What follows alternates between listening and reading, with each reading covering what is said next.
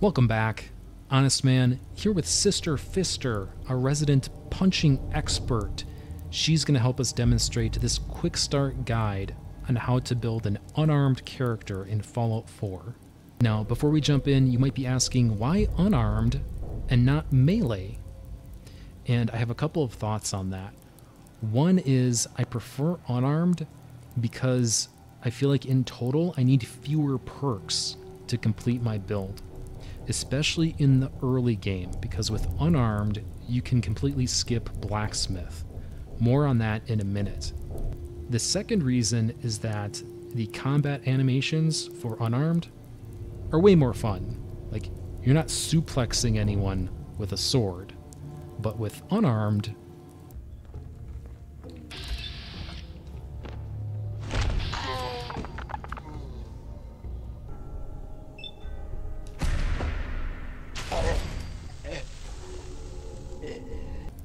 so clearly unarmed is the superior option.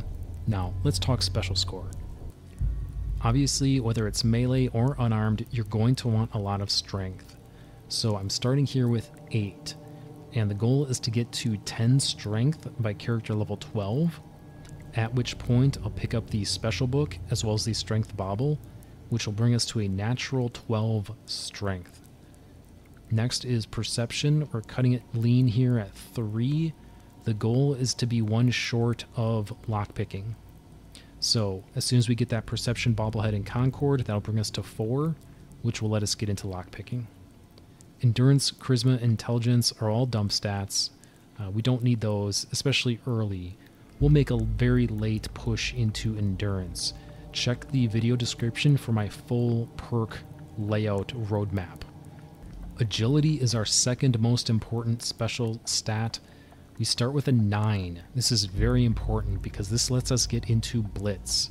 Blitz is a game-defining ability for a melee or unarmed build. So that is extremely important. We're going to get that very, very early. And then finally, we round it out with Luck.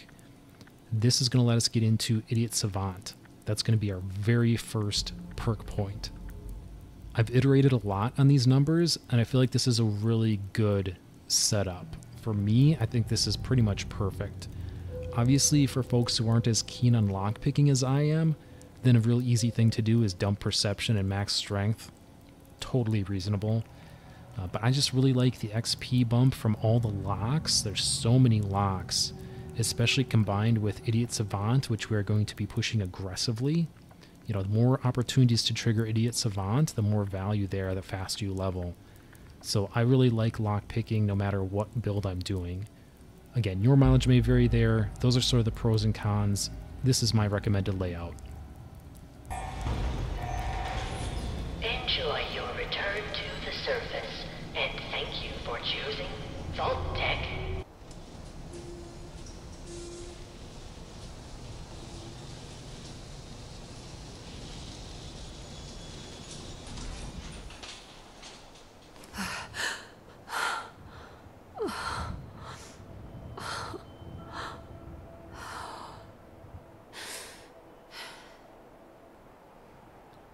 And there we have it, emerging from the vault anew. I did change my hair color there, however. Now, starting out here, standard protocol, loot this stuff around the vault, head down to Sanctuary. I'm going to skip that just for brevity, but certainly pick through that stuff. There might be some stim packs or whatnot. And my goal with this is not going to be a series. This is a isolated one-stop video, really just trying to highlight important concepts and landmarks for an unarmed build. So obviously go through Sanctuary here, talk to Codsworth, all that good stuff, get some XP, and then head over to Concord to kill some baddies. Jumping ahead here, we have cleared the streets, I have found some clothes, and I also found dog meat. So things are looking bright. We are character level 4, which means we've invested a few perk points. Our very first point went into Idiot Savant. Again, all of this is detailed in the video description. Our second perk point went down into Blitz. Again, this is so important to start with 9 agility. Blitz is just game-changing for you, whether you're doing melee or unarmed. this will teleport you up into melee range with whatever enemy you are fighting. The distance on this isn't amazing at 1 star, but it's real nice. It's real better than 0 stars. And then once we get to 2 stars, the distance is very good. So it's sort of equivalent to having a gun. You can sort of attack from range, so to speak. But nevertheless, try it out. I think you'll agree. For melee or unarmed, it's must have. And then our third perk point here at character level 4, now we get into Iron Fist. For equipment, I think you would need to be really unlucky to not find at least 1 pair of knuckles on the raiders in Concord here. So do endeavor to pick up a pair as soon as possible. And then we're going to head back and see if we can do some work on them. Back in Sanctuary to check out these knuckles. As you can see, without any ranks in Blacksmith, we have access to the Spiked and Sharp upgrades. Both have a plus 25% damage boost, so you're coming out even there either way. The difference is that the Spiked have armor piercing, while the Sharp have bleed damage. Now, this early in the game, I think the bleed damage might actually be the better play, but I tend to favor the armor piercing, just in the case that I find something a little tougher, and I want every last bit of damage I can get. Again, your mileage may vary. I wouldn't sweat it too much. We're going to upgrade out of these relatively quickly. Back in Concord, we've switched to Codsworth, and we've picked up some damaged power armor. Anyone who's played the game will be familiar with this sequence. At this point in the game, you basically have to bite the bullet, no pun intended.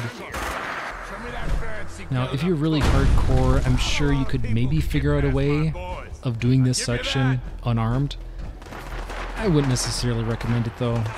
I mean, very clearly this is meant to be a showcase for the power armor and the minigun. So I don't mind dipping into these tools at this one specific point in the game.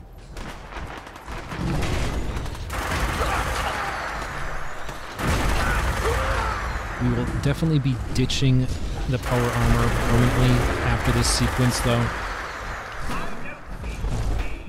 And obviously make use of this building here to assist in this encounter.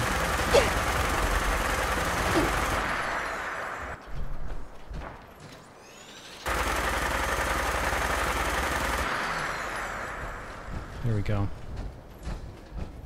There will be a day where we will be punching Deathclaws to death, but today is not that day. Jumping ahead to the city here, obviously we've acquired some new gear and also established a bit of a headquarters. I'm sure seasoned players will recognize Hangman's Alley, just north of Diamond City. This is where we're going to set up shop. I pretty much beelined straight here from Concord and Sanctuary, in the process picking up a couple levels, however. So we're now 2 deep into Locksmith as well as invested into Sneak. Reviewing our quest log here, you can see I've only really completed 3 milestones: Out of Time, When Freedom Calls, and Sanctuary. For weapons, on this particular playthrough, I was rocking the Spiked Knuckles. And for armor, you can kind of see my approach here. Certainly you want to upgrade it as much as you can. I'm not into Armorer yet, so we are limited on what we can do. But Girded is a good level for leather. And I also really like Lightweight as an upgrade. Normally, in a non-melee, non-unarmed playthrough, I'd be going in with Pockets for more carry weight. But with a high strength character, I feel like the much better play here is Lightweight to try to get additional action points. If you run out of action points and you can't blitz to close the distance on someone, you're probably dead. So action points, in many ways, in my opinion, are actually more important than hit points. That might be a hot take, but nevertheless, that's my approach here. Trying to be light and looking for Lightweight for the AP bonus. Jumping ahead to a rainy Diamond City, I completed Story of the Century to get Piper, so she's my current companion at this point. She's around here somewhere, trust me. You also really want to see this random scene with the alleged synth in the town square. It's really nice because you can steal the dead guy's clothes. In particular, he will have this newsboy cap, which is a really nice pickup. It's a lightweight hat that gives you +1 charisma. There are other hats, there's other headgear in the game that increases charisma, but in terms of finding one really, really early and for free, this is an excellent source. Obviously, I'm also featuring a red dress that I picked up that has +2 charisma. This will help grease the wheels on some social interactions. On the way over, we did get to character level 8, which means it's time to push another point into strength, which is our first manual point outside of initial character creation, but that brings us to 9. Now, I've mentioned it in other content, so I won't belabor the point too much, but I do like to get to Piper as soon as possible because her companion perk gives you an XP bonus for discovering new locations and for speech checks. So the sooner you're able to get her companion perk unlocked, the faster you'll start reaping those rewards. So I like to beeline to her very, very early and max her out as quick as I can. Jumping ahead about 50 minutes after our prior stop in Diamond City, we worked our way all the way to the east near the waterfront. Now, you can probably derive my path based on the landmarks here, and I think this is a really good spot. And what I mean by that is it's relatively safe to get here, as opposed to locations further south along the waterfront, which I would characterize as extremely dangerous to get to.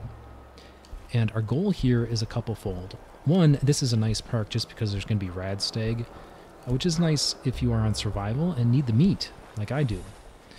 But 2, our goal here is to get the luck bobblehead. But 3, since we are unarmed, we can get the unarmed bobblehead as well. So that's the goal here. And we're just going to stick to the water. That's the safe way to do it. So we are just going to pop a Rad X and take a big swim here. And our first stop is going to be near Castle. And again, just sticking to the water the entire way. Much safer to deal with the radiation than deal with the enemies. And as you can see, the Rad X doing its work. I'm only accumulating +2 at this point.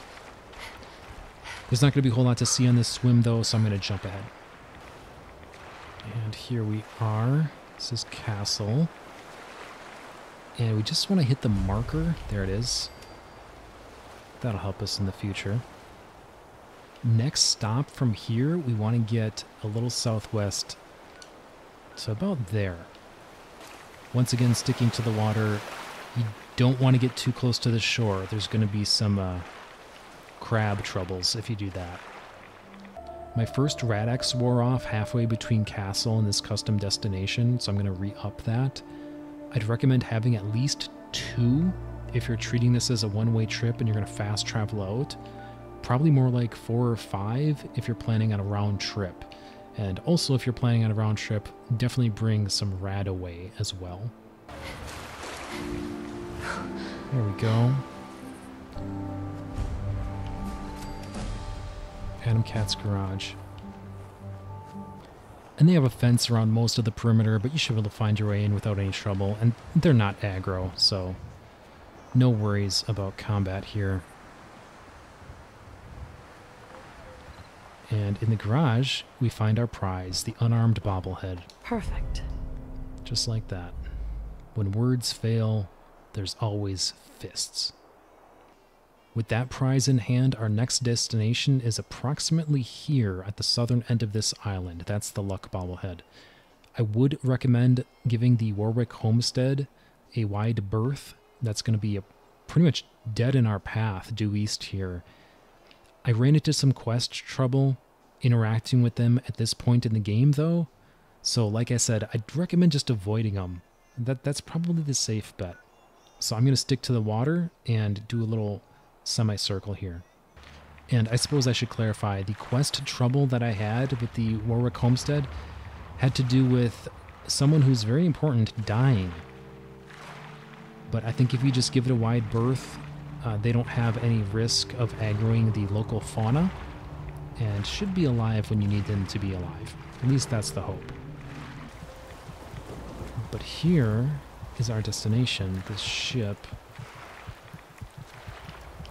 And not a moment too soon, as you can tell from our radiation level.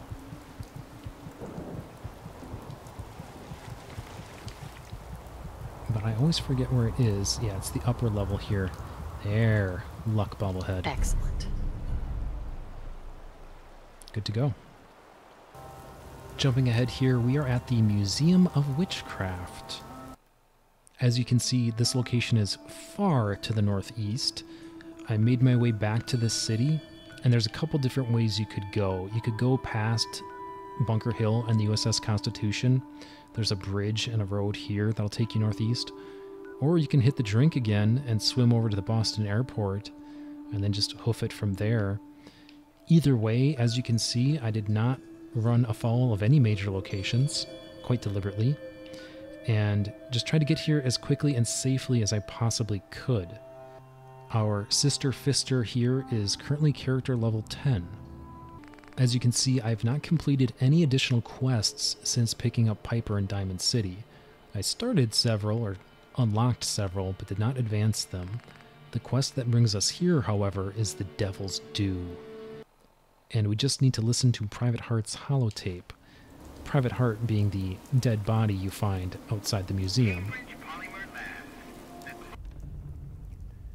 Suffice it to say that a group of gunners was sent on an errand. What the hell's up there? To the Museum of Witchcraft. An errand that led to their demise.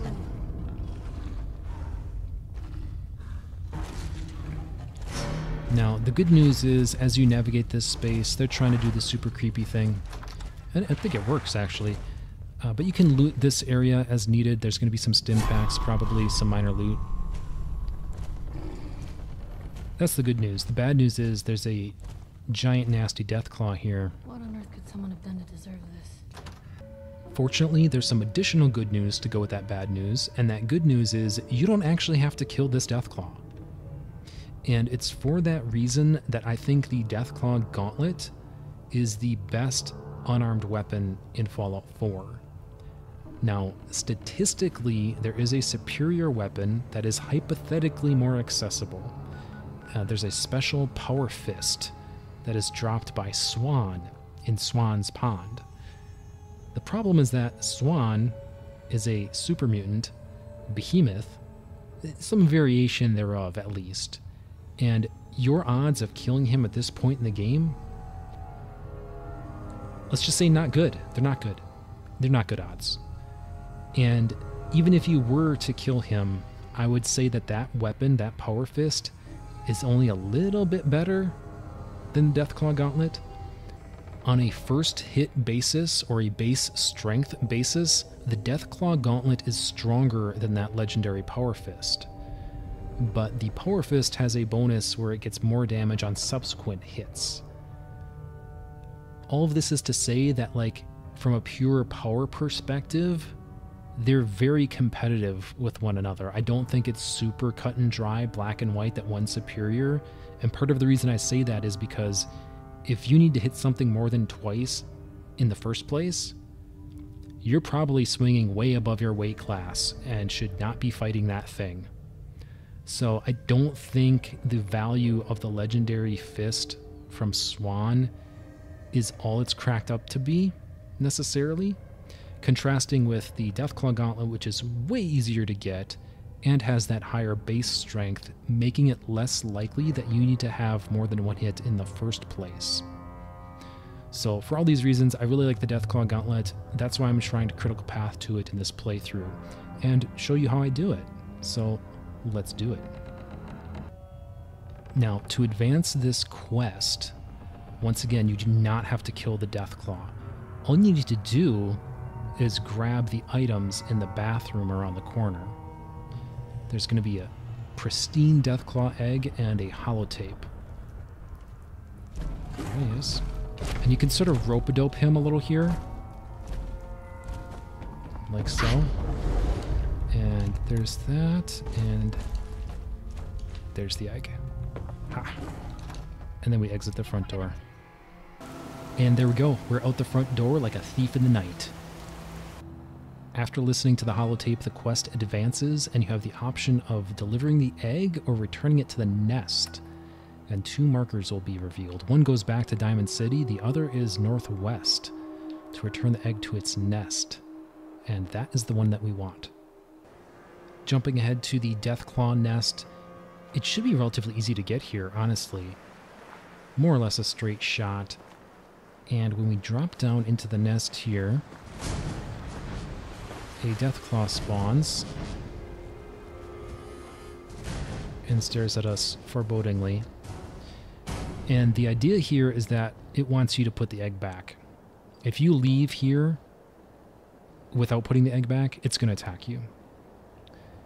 So it's sort of a little bit of a standoff. But our prize is right here, the Deathclaw Gauntlet. And as you can see, compared to our 42 damage spiked knuckles based on our current perk layout, the Deathclaw Gauntlet brings us up to 88. So that is our guy. And it's not even upgraded. We can upgrade this. Now, I'll once again highlight the fact that we are character level 10 here, and we are literally standing face to face with a Deathclaw. So if you want to play it safe, you can just put the egg back and get out of here. That's totally fine. You can do that. You know, if you're a coward, you can do that.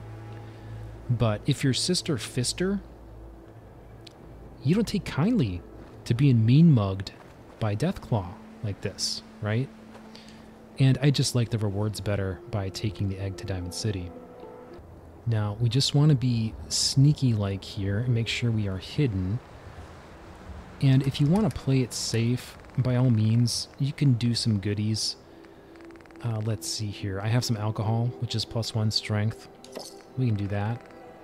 And I have some psycho for a boost. We can do that. Chems were never really my cup of tea.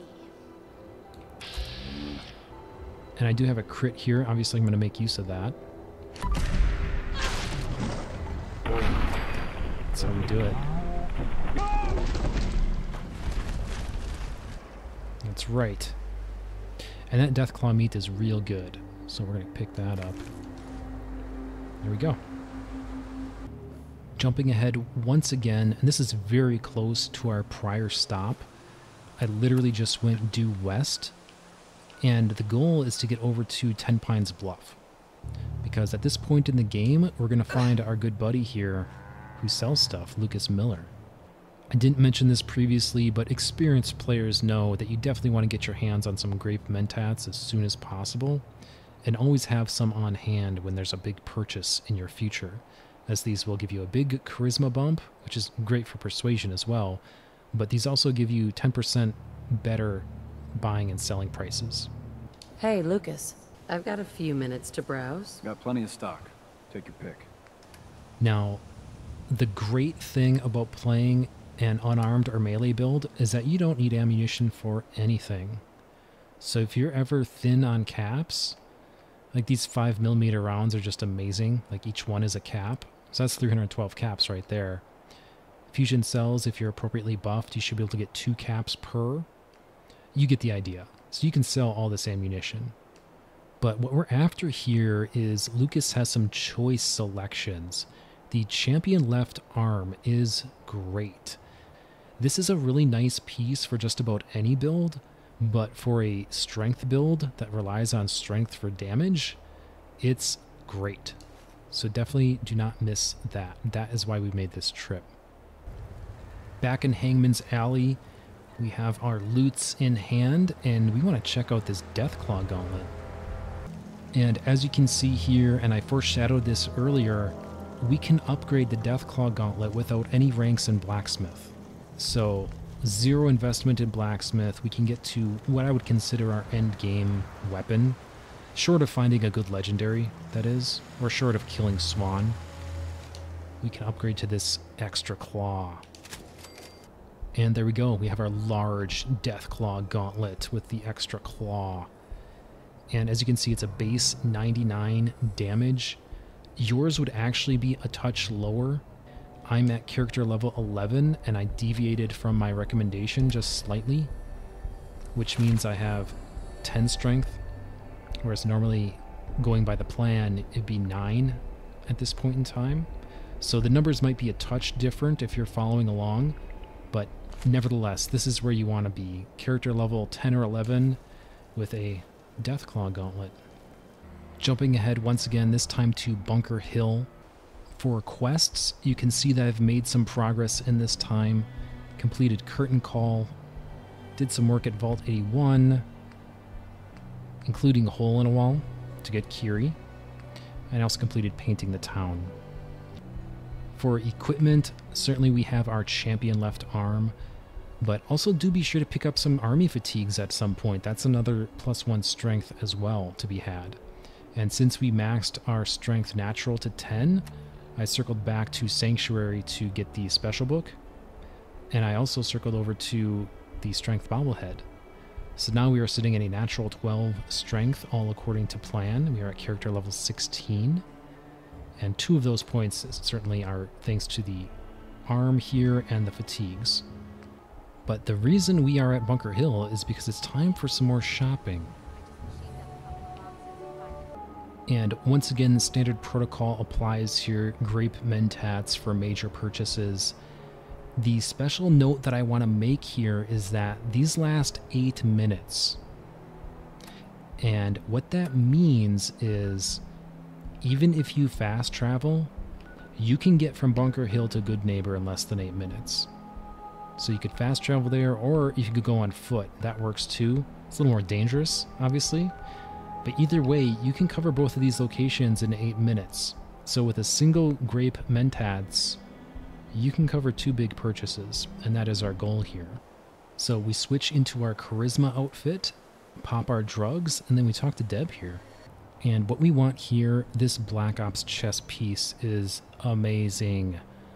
+1 strength, and it's just a really good armor, especially at this point in the game, character level 16. We want that. But we also want more movement speed. Movement speed is great, so I really like this Black Ops Shinguard as well. We're a little strapped for cash though, so what we can do is, once again, you don't need ammunition, so I happen to have 1200 5mm with me. We'll liquidate those. Fusion cells should go for 2 apiece when properly buffed. That's 406. Got a bunch of pre-war money, 5 caps each. The other thing that I would really recommend doing is selling stim packs and radaways. Radiation really isn't that much of a problem even on survival, and radaways are a great source of caps. You can see here it's 52 each. Your mileage may vary slightly. I do keep a couple on hand, don't get me wrong, but we can get some caps for those. And stim packs too. Like, you shouldn't be flying through stim packs, especially with sort of the glass cannon approach that I generally advocate. If you're getting hit, you're probably dying. So don't have a use for a lot of stim packs. So similar to the Radaway, I'll keep a few, keep a handful, but I can sell 30 here, and that's 930 caps.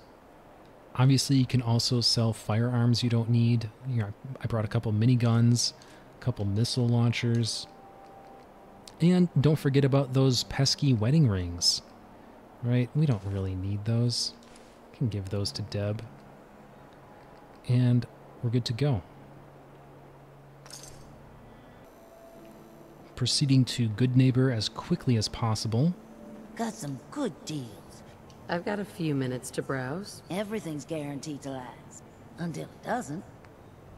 And Daisy has a nice piece for us as well, the Destroyer's left leg, which gives us movement speed, and that stacks with the Black Ops right shin guard that we just bought. So 2 movement speed buffs. I think that's great. I love those. And there we go. Not the height of fashion, quite frankly. Looks a little frumpy, but very good setup. You have the Black Ops chest piece, Black Ops right shin guard, champion left arm, destroyer left leg, army fatigues, army helmet. Our only generic piece is the right arm, which I currently have as studded leather. So that's a grand total of +3 strength from equipment on top of our natural 12, bringing us to 15 total. and a base damage of 155 on our Deathclaw Gauntlet as of character level 16. And there we have it. That last checkpoint was around the 9-hour mark to have all of that gear collected and paid for. Prior to that, I had picked up the Deathclaw Gauntlet at around the 5-hour mark. So those are some of the major milestones that I would consider part of the quick start to get you into an unarmed build. Obviously, there's a lot more you could do. There's upgrades out there. When you feel like taking on Swan, you could upgrade into his legendary Power Fist, however you want to approach it. For this particular character, Sister Fister, currently have her at level 91 here. This is way more levels than she even needs, quite frankly. The build that I have detailed in the video description really finishes in the late 40s, as far as I'm concerned. And then the next 20 or so levels thereafter are just building up survivability through things like adamantium skeleton, pushing endurance, etc. For equipment, buying the Commando helmet from the Brotherhood of Steel on the Prydwen is a great investment. I think that's probably the best headpiece in the game for my money. In terms of clothing, certainly make sure you max out your ballistic weave, right? Getting good with the railroad, unlock the ballistic weave, max that out. You can see here 110 DR and 110 energy resist. For armor, obviously I still really like speed boost on the legs, so be on the lookout for sprinter effects on leg pieces. And I also want to highlight here the sleek upgrades. I really like the sleek upgrades on the legs for this build. For the arms, weighted. You want weighted to improve your unarmed damage. And obviously fortifying is great. Anything that boosts strength is great. Here I am running ultra lightweight on the chest piece for 10 additional AP. All of that together brings me to 19 strength and 18 endurance, which I think is quite good. There are better setups, quite frankly. I think the highest possible ceiling would be if you had a lot of drops with rad powered. I'm not sure exactly which pieces can carry that effect, but definitely the chest piece can. So if you had rad powered equipment and a high radiation level to go with it, I think you could get much higher strength numbers. So this is maybe a conservative build in that regard, but for my money, this is very, very effective. I don't think you need to go crazy to try to really max that number. Definitely do it if you think that's fun, don't get me wrong, but you can see here rocking 387 on my freezing Deathclaw Gauntlet. Oh, and there are certainly better legendary effects you could probably find on a melee weapon than freezing as well. So there's definitely room for improvement here, but as I was saying, I think this is plenty strong. I don't have any trouble killing things, put it that way. All of that said, I hope this has inspired you to maybe take another look at Fallout 4, maybe experiment with an unarmed or melee build of your own. I think it's real fun. I had a lot of fun with this build, especially leaning heavy into Idiot Savant. You know, having a low intelligence, high strength build is definitely a different sort of experience than a firearms build. That'll do it for now. Please like and subscribe. This has been Sister Fister and Honestman, and I will see you next time.